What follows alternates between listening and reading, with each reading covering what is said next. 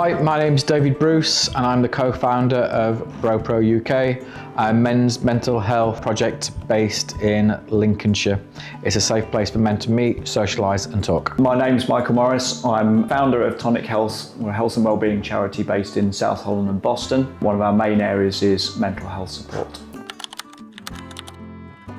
TalkStick has started as a male suicide awareness project. Came off the back of one of our young lads at Spalding Hockey Club who sadly took his life nearly 2 years ago. It really shocked the club and his teammates. It was totally out of the blue and the lads reached out to Tonic Health for some support. I spoke to David here at Pro UK and invited him over, and we had a session get together for all the lads to be able to ask questions, to understand, to help them process, to deal with the situation and try and get some answers in their own heads. As a result of that, quite a lot of the guys decided that actually this was something that we could take further forward. We set up TalkStick as a project to increase awareness around suicide, in particular around that within the hockey family.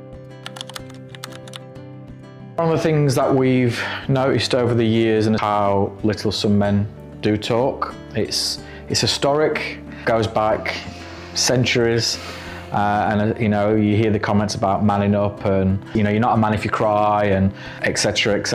and I think that's really ingrained in people. To this day, even with all the awareness out there, men do find it difficult to open up more than women. It's been a proven fact, and a lot of that comes from the stigma behind it.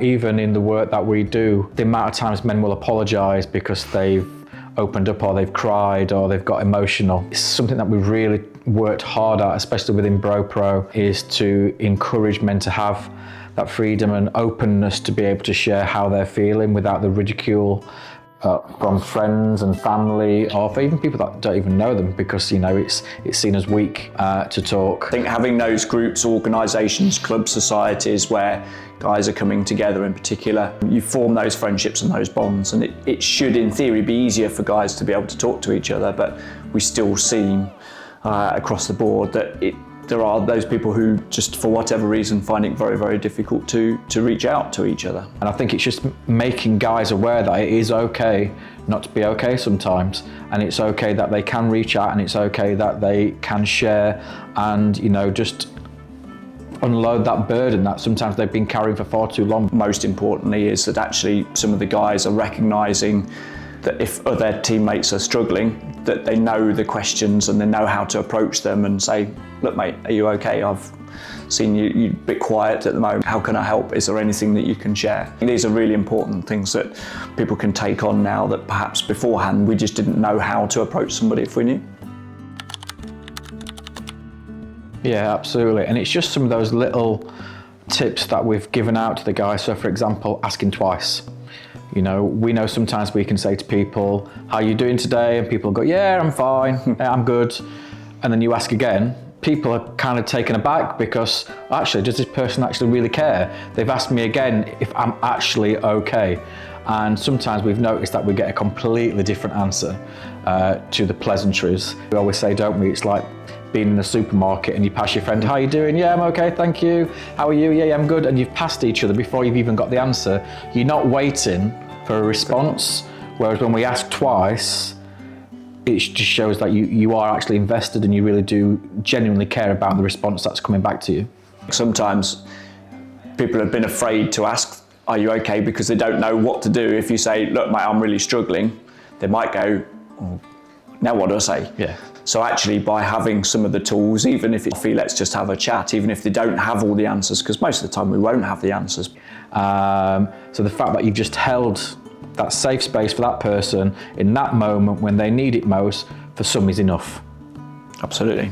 Sometimes people are afraid because they might feel that they're daft or that they're seen as weak or it's not that serious in the grand scheme of things. But if it's bothering them, and hopefully a chat over a brew is all it needs to be, and if that makes them in a better space, then it's done its job. Yeah. Sometimes it needs to be that little bit more, doesn't it, of clinical interventions or whatever.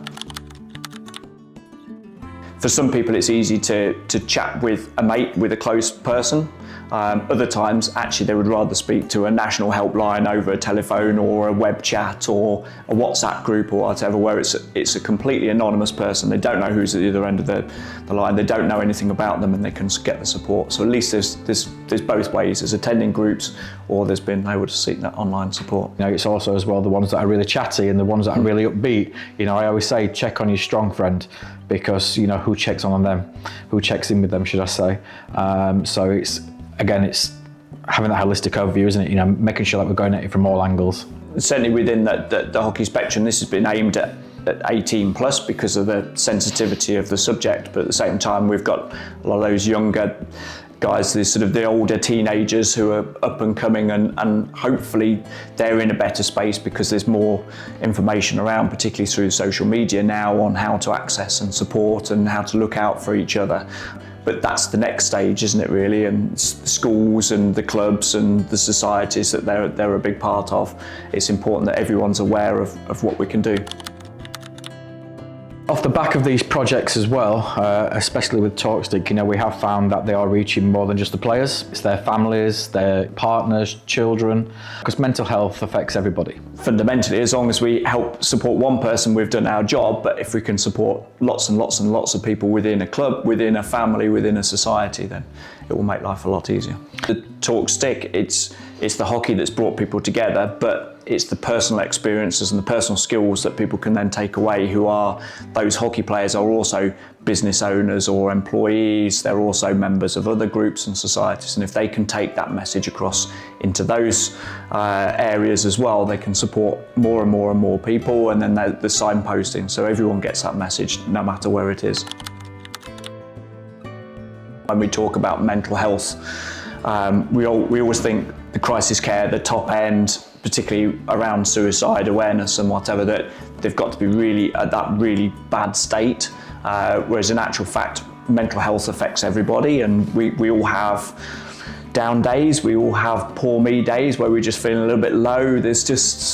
We might not even be able to put our finger on why we just feel the way we feel, and that is just as much mental health as the top end, and I think it's as much prevention as it is cure. We shouldn't be waiting until people are really, really struggling before we then either find their help or encourage them to seek help. Actually helping each other at that very, very early stage, we can nip things in the bud, hopefully relatively simply, maybe over a cup of coffee, and put the mind to ease, and hopefully it's then sorted it a lot quicker than allowing it to roll on and then they deteriorate very quickly. This is the time when we should be embracing and coming to some of these projects, because why should we just attend them when we're not feeling our best? Absolutely. Why not attend them when we're feeling good in ourselves, so we can stay there, or at least maintain a certain level of positive well-being? And part of the TalkStick project is around just being able to signpost and to promote that, okay, it's okay to talk, but also here's the information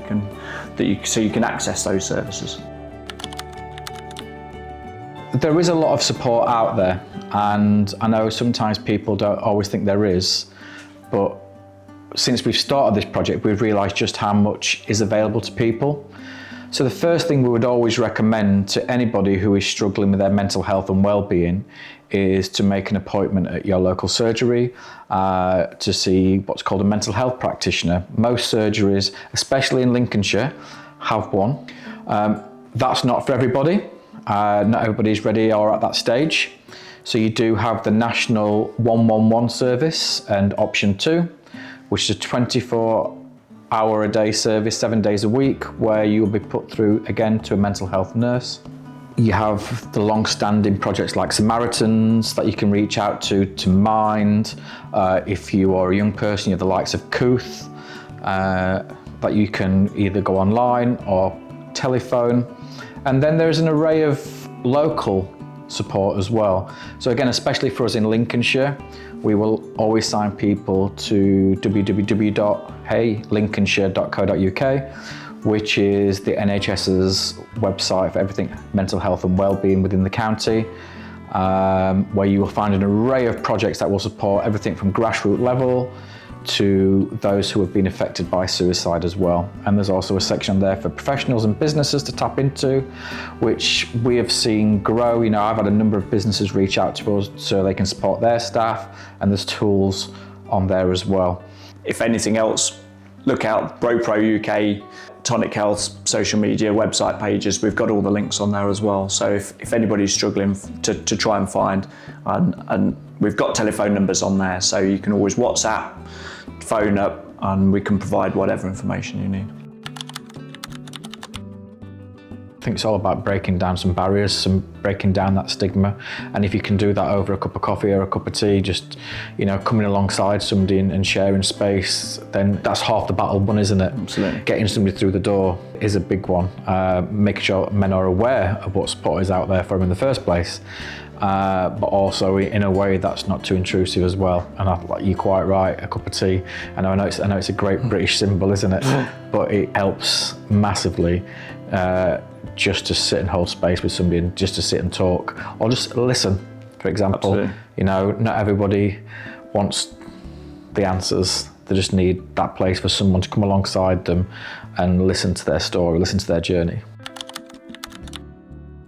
If you're struggling today, reach out, whether that be to a friend, professional, a helpline. Just ensure that you do it. Don't hold off. It's okay not to be okay, and it's not a sign of weakness. If you're struggling, just reach out to a friend, dial that number, look at that website, wherever you need to go for your support, then do it.